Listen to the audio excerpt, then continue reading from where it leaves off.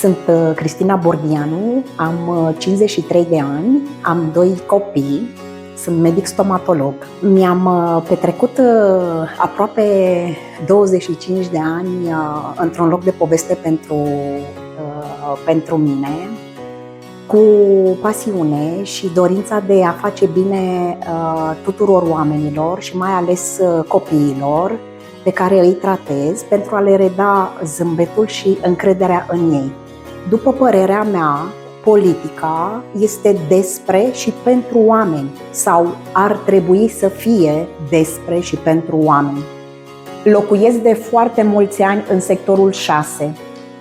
Îmi doresc foarte mult ca oamenii din sectorul 6 să fie sănătoși, empatici și zâmbitori.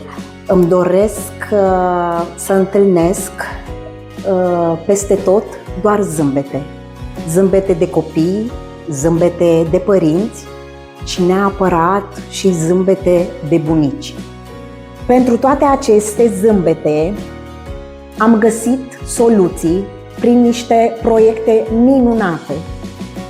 Dacă sunteți curioși și dacă vă doriți, vă invit mâine, duminică, 24 martie, la lansarea candidaturii mele la primăria sectorului 6, la ora 1, în parcul Drumul Taberei, care reper podul din parcul Drumul Taberei.